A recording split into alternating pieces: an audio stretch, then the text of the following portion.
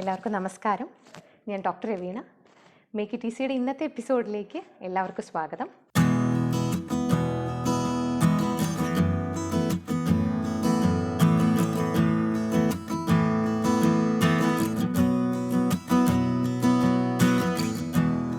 അപ്പം നമ്മൾ ഇന്ന് ചർച്ച ചെയ്യുന്ന വിഷയം അബോർഷൻ കഴിഞ്ഞിട്ടുള്ള ഒരു കെയർ ആണ്. അപ്പോൾ ആയുർവേദ ചികിത്സയിൽ എന്തൊക്കെ പറയുന്നുണ്ടെന്ന് നമുക്ക് നോക്കാം. അതിന് മുന്നോടിയായിട്ട് ഇപ്പോൾ കുഞ്ഞ് നഷ്ടപ്പെടുക എന്ന് പറഞ്ഞു കഴിഞ്ഞാൽ ഏറ്റവും വലിയ വിഷമമുള്ളൊരു കാര്യമാണ്. അപ്പോൾ ശരീരത്തിനേക്കാളും കൂടുതൽ മനസ്സിനും ഏറ്റവും കൂടുതൽ വേദന നൽകുന്ന ഒരു കാര്യമാണ് ഈ അബോർഷൻ അല്ലെങ്കിൽ ഗർഭം അലസിപ്പോവുക എന്നുള്ളത്. അപ്പോൾ അതിന് മുന്നോടിയായി നമുക്ക് എന്തൊക്കെ രീതിയിലാണിത് സംഭവിക്കുക എന്നുള്ളത് നമുക്കൊന്ന് ആദ്യം നോക്കാം. അപ്പോൾ ആദ്യം തന്നെ ഇപ്പോൾ പീരീഡ്സ് ഒക്കെ തെറ്റിക്കഴിഞ്ഞിട്ട് നമ്മളൊരു ടെസ്റ്റ് കാർഡ് എടുത്തിട്ട് നമ്മൾ ടെസ്റ്റ് ചെയ്യുകയാണെങ്കിൽ 2 ലൈൻ കാണും. അതിനുശേഷം ഒരു 2 ആഴ്ചയോട് കൂടി കഴിയുമ്പോൾ സഡനായിട്ട് നമ്മളുടെ സാധാരണ ആർത്തവം പോലെയുള്ള ഒരു ബ്ലീഡിങ്ങോട് കൂടിയിട്ട് ഒരു പീരീഡ്സ് പോലെ ഉണ്ടാവാറുണ്ട്. അങ്ങനെ ഒരു ടൈപ്പ് ഉണ്ട്. അപ്പോൾ നമ്മൾ പിന്നെ സ്കാൻ ചെയ്ത് നോക്കുമ്പോൾ ഹാർട്ട് ബീറ്റും അങ്ങനെയൊന്നും കാണാൻ പറ്റില്ല. അപ്പോൾ അങ്ങനെ ഒരു രീതിയുണ്ട്. അപ്പോൾ നമ്മൾ ഈവൻ അത് ടെസ്റ്റ് ചെയ്തിട്ടില്ല എന്നുണ്ടെങ്കിൽ നമ്മൾ പോലും അറിയില്ല. സാധാരണ ഒരു ആർത്തവം പോലെ തന്നെ മുന്നോട്ട് പോകും. അങ്ങനെ ഒരു ടൈപ്പാണ്. പിന്നത്തെ ഉള്ളത് പറഞ്ഞു കഴിഞ്ഞാൽ ഇപ്പോൾ നമ്മൾ സ്കാനൊക്കെ കഴിഞ്ഞ് ഒരു 8 ആഴ്ചയിൽ ഹാർട്ട് ബീറ്റൊക്കെ കണ്ടു. അതിനുശേഷം സഡൻ ആയിട്ടുള്ളൊരു ബ്ലീഡിങ് പോലെ ഉണ്ടാവും. എന്നിട്ട് നമ്മൾ ഹോസ്പിറ്റലിൽ പോയൊക്കെ ചെക്ക് ചെയ്ത് നോക്കുകയാണെങ്കിൽ ഇതുപോലെ ഹാർട്ട് ബീറ്റ് ഇല്ല എന്ന് പറയാറുണ്ട്, കുഞ്ഞ് നഷ്ടപ്പെട്ടു എന്ന് പറയാറുണ്ട്. പിന്നെ മൂന്നാമതായിട്ട് നമ്മൾ സാധാരണഗതിയിൽ റുട്ടീനായിട്ട് ചെക്കപ്പിന് പോകുമ്പോൾ നോക്കുമ്പോൾ ഉണ്ടാവില്ല. അപ്പോൾ അതിനനുസരിച്ചുള്ള വളർച്ച ഉണ്ടാവാറില്ല. ഇപ്പം പ്രഗ്നൻസി ടെർമിനേറ്റ് ചെയ്യാമെന്നുള്ള രീതിയിൽ പറയാറുണ്ട്. ഇതും കൂടാതെ തന്നെ 5-ാം മാസത്തിൽ എന്തെങ്കിലും ഒരു വൈകല്യങ്ങളൊക്കെ ഉണ്ടോ എന്നുള്ള സ്കാൻ ചെയ്യാറുണ്ട്. അതിലും എന്തെങ്കിലും ബുദ്ധിമുട്ടുണ്ടെങ്കിൽ അതും ഈ പറഞ്ഞ പോലെ തന്നെ ടെർമിനേറ്റ് ചെയ്യാറുണ്ട്. അപ്പോൾ ഇതൊക്കെയാണ് സാധാരണയായിട്ട് കണ്ടുവരുന്നത്. അപ്പോൾ ഇതിന് വേണ്ടിയിട്ട് ഇപ്പോൾ എന്തായാലും നമുക്കൊരു കുഞ്ഞ് നഷ്ടപ്പെട്ടു. അപ്പോൾ ഇനി അടുത്ത ഒരു കുഞ്ഞ് എന്ന് പറയുന്നത് വളരെയധികം ആരോഗ്യത്തോടുകൂടി ഉണ്ടാവണം എന്നുള്ളത് എല്ലാ അച്ഛനമ്മമാരുടെയും ഒരു ആഗ്രഹമാണ്. അതിന് വേണ്ടിയിട്ട് ഇതിൻ്റെ ഒരു കെയർ എന്ന് പറയുന്നത്, ഈ സമയത്തുള്ളൊരു പരിപാലനം എന്ന് പറയുന്നത് വളരെയധികം ഇമ്പോർട്ടൻ്റ് ആയിട്ടുള്ള ഒന്നാണ്. അപ്പോൾ അത് മുടങ്ങാതെ നമ്മൾ ചെയ്യണം, സീരിയസ് ആയിട്ട് തന്നെ എടുത്ത് ചെയ്യേണ്ട ഒന്നാണ്.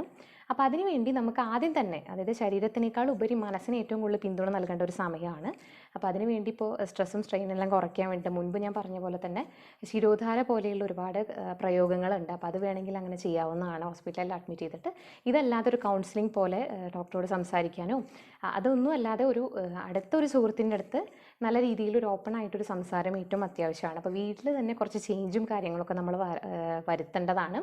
ഇപ്പോൾ യാത്രകളാണ് സാധാരണഗതിയിൽ സജസ്റ്റ് ചെയ്യാൻ പറ്റുന്ന ഒന്ന്. നമ്മൾ കപ്പിൾസ് 2 പേരും കൂടി എവിടെയെങ്കിലുമൊക്കെ ഒരു ചേഞ്ചിന് വേണ്ടി യാത്ര പോകും. പക്ഷേ ഇപ്പോഴത്തെ ഒരു സിറ്റുവേഷനിൽ നമുക്കത് പറ്റില്ല. അപ്പോൾ വീട്ടിൽ തന്നെ നമ്മളുടെ ഒരു ആക്ടിവിറ്റീസിൻ്റെ ഒരു ചേഞ്ച് വരുത്തുക. വീട്ടിലെ ഒരു റൂം ആയിക്കോട്ടെ എന്തും കുറച്ച് കാര്യങ്ങൾ മാറ്റം വരുത്താം. അപ്പോൾ അതൊക്കെ ഒരു നമുക്ക് പുത്തനായിട്ടുള്ളൊരു ഉണർവ് തരും. അതുപോലെ ആ ടെൻഷനും ആ ഒരു വിഷമം കുറച്ച് കുറയ്ക്കാനുള്ളൊരു സഹായമായിട്ട് മാറാൻ പറ്റുന്ന കാരണങ്ങളാണ്. അപ്പോൾ ഇതെല്ലാം സാധാരണ രീതിയിൽ ചെയ്യാൻ പറ്റുന്ന കാര്യങ്ങൾ. ഇതിനേക്കാൾ ഉപരിയായിട്ട് നമുക്ക് ചികിത്സാ ബേസ് നോക്കുകയാണെങ്കിൽ നമ്മൾ ആദ്യമായി ഒരു പ്രസവാനന്തര ശുശ്രൂഷ ചെയ്യുന്നതിൻ്റെ കാര്യങ്ങൾ തന്നെ ഈ ഒരു സമയത്ത് നമ്മൾ ചെയ്യണം. ശാരീരികമായ എല്ലാ ബുദ്ധിമുട്ടുകളും ഈ സമയത്ത് ഉണ്ടാവും. അപ്പോൾ DNC ആയിക്കോട്ടെ ബാക്കി എന്ത് മാർഗത്തിലേക്കൂടെയും ഈ ഒരു അബോർഷൻ കഴിഞ്ഞതിന് ശേഷം നമുക്ക് എന്തൊക്കെ കാര്യങ്ങൾ സാധാരണഗതിയിൽ ഒരു സ്ത്രീ ചെയ്യണം എന്നുള്ളതാണ് നമ്മളിനി നോക്കുന്നത്. അപ്പോൾ ആദ്യമായിട്ട് തന്നെ നമ്മൾ ദഹന വ്യവസ്ഥ ശരിയാക്കണം. അതിന് വേണ്ടിയിട്ട് പഞ്ചകോല ചൂർണമോ അല്ലെങ്കിൽ ഹിങ്കുഷ്ടകം ചൂർണ്ണം പോലെയുള്ള ഏതെങ്കിലും ഒരു ചൂർണ്ണം, അതൊരു രോഗിയെ നോക്കിയിട്ടായിരിക്കും നമ്മൾ തീരുമാനിക്കുക. അതെടുത്തിട്ട് ഒരു കിഴി കെട്ടി നമ്മൾ പൊടിയരി കഞ്ഞിയിലൊക്കെ കഴിക്കാനായിട്ട് പറയാറുണ്ട്. 2 നേരം കഴിക്കാവുന്നതാണ്. അതൊരു 5 ദിവസം തുടർച്ചയായിട്ട് ചെയ്യണം. ഒപ്പം തന്നെ അതിന് ശേഷം നമുക്ക് കഷായങ്ങൾ സ്റ്റാർട്ട് ചെയ്യുമ്പോൾ ധന്വന്തരം കഷായം അല്ലെങ്കിൽ ഇന്ദുകാന്തം കഷായം പോലെയുള്ള കഷായങ്ങൾ നമുക്ക് സ്റ്റാർട്ട് ചെയ്യാവുന്നതാണ്. അപ്പോൾ അത് ഗർഭാശയ ശുദ്ധി വരുത്തുന്നതിനും ശരീരബലം കൊടുക്കുന്നതിനും വേണ്ടിയിട്ടുള്ള ഒരു വളരെയധികം ഇമ്പോർട്ടൻ്റ് ആയിട്ടുള്ള കുറച്ച് ഫോർമുലേഷൻസ് ആണ് ആ സമയത്ത് നമ്മൾ അപ്ലൈ ചെയ്യാറുള്ളത്.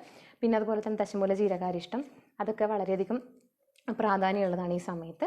പിന്നെ ഭക്ഷണത്തിലാണെങ്കിൽ എരിവും പുളിയൊക്കെ കുറച്ചിട്ട്, ഇപ്പോൾ നോൺ വെജൊക്കെ വളരെയധികം ആ സമയത്ത് കുറച്ച് പ്രോട്ടീൻ വെച്ചായിട്ടുള്ള ചെറുപയറൊക്കെ നല്ലതാണ് ഈ സമയത്ത് കഴിക്കേണ്ടത്.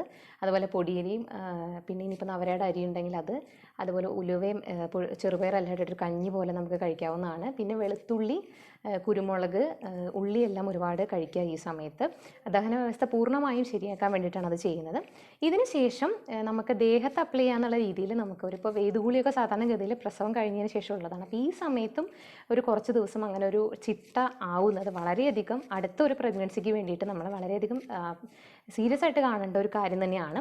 അപ്പോൾ അതിന് വേണ്ടിയിട്ട് ധന്വന്തരം കുഴമ്പാണ് എപ്പോഴും ഏറ്റവും നല്ലത്. പിന്നെ അതിനനുസരിച്ച് വല്ല ബുദ്ധിമുട്ടുകൾ വരുന്നുണ്ടോ, അതിനനുസരിച്ച് എന്തെങ്കിലും തരത്തിലുള്ള രോഗികൾക്ക് ബുദ്ധിമുട്ട് നടുവേദന കൂടുതലുണ്ടോ എന്നുണ്ടെങ്കിൽ തൈലങ്ങൾ കുറച്ച് മാറ്റി നമുക്ക് സജസ്റ്റ് ചെയ്യാൻ പറ്റുന്നതാണ്. നോർമലി നമ്മൾ ധന്വന്തരം കുഴമ്പാണ് ഏറ്റവും അനിവാര്യമായിട്ടുള്ളത് ഈ സമയത്ത്. അത് നമുക്ക് ദേഹത്ത് തേക്കാനായിട്ട് പറയാറുണ്ട്. അതിനുശേഷം ഇപ്പോൾ കരിനെച്ചിയുടെ ഇലയും അതുപോലെ തന്നെ പ്ലാവിൻ്റെ ഇല, ആവണക്കിൻ്റെ ഇലയൊക്കെ ഇട്ടിട്ട് വെള്ളത്തിൽ തിളപ്പിച്ച് വേദുകുളി പറഞ്ഞ പോലെ തന്നെ അങ്ങനെ ദേഹത്ത് കുളിക്കാനായിട്ട് നല്ല ശക്തിയോട് അത്യാവശ്യം ചൂടോട് കൂടി നമുക്ക് ഒഴിക്കാൻ വേണ്ടിയിട്ട് നമ്മൾ പറയാറുണ്ട്. ഇതൊക്കെ കഴിഞ്ഞിട്ട് ഈ പറഞ്ഞ പോലെ ഹോസ്പിറ്റൽ അഡ്മിറ്റ് ചെയ്യുകയാണെങ്കിൽ കിഴികൾ പോലെയൊക്കെ പല രീതികളും വേദനകൾ കുറയ്ക്കാനും എല്ലാ കാര്യങ്ങളും ചെയ്യാറുണ്ട്. ഇതെല്ലാം കഴിഞ്ഞ് പൂർണ്ണമായ ഒരു വിശ്രമത്തിന് ശേഷം ഒരു 3 മാസമാണ്, കുറഞ്ഞത് ഒരു 3 മാസമാണ് നമ്മൾ ഈ സമയത്തുള്ളൊരു റെസ്റ്റ് പറയാറുള്ളത്. അതിനുശേഷം നമ്മൾ ആ സമയത്തുള്ള ഒരു ആർത്തവം നോക്കിയിട്ട് എങ്ങനെയൊക്കെ രീതിയിലുള്ള ആർത്തവം ഉണ്ട് എന്നുള്ള രീതിയിൽ നോക്കിയിട്ട് നമുക്ക് അടുത്തൊരു പ്രഗ്നൻസിക്ക് പ്ലാൻ ചെയ്യാവുന്നതാണ്. ആ സമയത്ത് എന്തൊക്കെ കാര്യങ്ങൾ വേണമെന്നുള്ളത് വളരെയധികം പ്രധാനപ്പെട്ട ഒന്നാണ്. രണ്ടുപേരും, അത് സ്ത്രീ ആയിക്കോട്ടെ പുരുഷനായിക്കോട്ടെ, രണ്ടുപേരും ഒരുപോലെ ശ്രദ്ധിക്കേണ്ട കാര്യങ്ങളാണ്. മുമ്പത്തെ ഒരു വീഡിയോയിൽ പറഞ്ഞിട്ടുണ്ട് പ്രഗ്നൻസി പ്ലാനിങ്ങിനെ പറ്റിയിട്ട്. അപ്പോൾ ആ സമയത്ത് നമ്മൾ കഴിക്കേണ്ട ഭക്ഷണങ്ങളും വളരെയധികം പ്രാധാന്യമുള്ളതാണ്. അപ്പോൾ അതിന് വേണ്ടിയിട്ട് ഈ കാര്യങ്ങളെല്ലാം ഈ വീഡിയോയിൽ ഉൾപ്പെടുത്തിയിട്ടുണ്ടെങ്കിലും നമ്മൾ ഇതിന് സ്വയം ചികിത്സയല്ല വേണ്ടത്. ഒരു ആയുർവേദ ഡോക്ടറെ കാണണം. അവരുടെ ഒരു നിർദ്ദേശം അനുസരിച്ച് വേണം നമ്മൾ എല്ലാ കാര്യങ്ങളും ചെയ്യാനായിട്ട്. ചെറിയ രീതിയിലുള്ളൊരു അറിവിലേക്കാണ് ഇതെല്ലാവരും എടുക്കേണ്ടത്. അപ്പോൾ അതനുസരിച്ച് നമ്മളൊരു ഡോക്ടറെ കണ്ടിട്ട് അതിനനുസരിച്ചുള്ള രീതിയിൽ ട്രീറ്റ്മെൻറ്റ് അവർ സജസ്റ്റ് ചെയ്യുന്ന പോലെ തന്നെ നമ്മൾ ചെയ്യണം. ഇങ്ങനെയെല്ലാം ഭക്ഷണത്തിൽ ശരിയായ ഭക്ഷണ രീതിയും എല്ലാം ഉൾപ്പെടുത്തിയതിന് ശേഷം അടുത്തൊരു പ്രഗ്നൻസി നോക്കിയിട്ട് അതിന് മുമ്പായിട്ട്, അപ്പോൾ ഈവൻ ഫോളിക് ആസിഡ് കഴിച്ചതുകൊണ്ട് മാത്രം നമുക്ക് നല്ലൊരു പ്രഗ്നൻസി എന്നുള്ള രീതിയിൽ നമുക്ക് തീരുമാനിക്കാൻ പറ്റില്ല. അപ്പോൾ അതിനനുസരിച്ച് അതിനോടനുബന്ധമായി ഒരുപാട് കാര്യങ്ങളുണ്ട്, മുമ്പത്തെ വീഡിയോയിലുണ്ട്. അപ്പോൾ അത് എല്ലാവരും കാണേണ്ടതാണ്. അപ്പോൾ ഒരു ഡോക്ടർ എന്നതിലുപരി ഇത് അനുഭവിച്ച ഒരു അമ്മ എന്നുള്ള രീതിയിൽ കൂടിയാണ് ഞാൻ ഈ ഒരു വീഡിയോ ഒന്ന് ചെയ്തിട്ടുള്ളത്. അപ്പോൾ ഇത്രയും നാൾ എന്താ പറയുക, മേക്ക് ഇറ്റ് ഈസിയുടെ എല്ലാം വീഡിയോസും സപ്പോർട്ട് ചെയ്ത് എല്ലാവർക്കും ഒരുപാട് നന്ദി. അപ്പോൾ ഇനി ഈ സപ്പോർട്ട് പ്രതീക്ഷിക്കുകയാണ്. അപ്പോൾ ഈ ഒരു കാര്യത്തിലാണെങ്കിൽ ഇത് അനുഭവിക്കുന്ന ഒരുപാട് അച്ഛനമ്മമാരെ എനിക്ക് നേരിട്ടറിയാം. അപ്പോൾ വ്യക്തമായ ഒരു രീതിയിലുള്ള ഒരു ചിട്ടയോട് കൂടിയും അതിനനുസരിച്ചുള്ള പ്രഗ്നൻസി പ്ലാനിങ്ങും ഉണ്ടെങ്കിൽ ഇങ്ങനത്തെ ഒരു കാര്യം നമുക്ക് ഒഴിവാക്കാവുന്നതാണ്. അപ്പം എല്ലാവരും സന്തോഷമായിട്ടിരിക്കാം. അടുത്തൊരു പുതിയൊരു ടോപ്പിക്കുമായിട്ട് നമുക്ക് പിന്നെയും കണ്ടുമുട്ടാം. നന്ദി, നമസ്കാരം.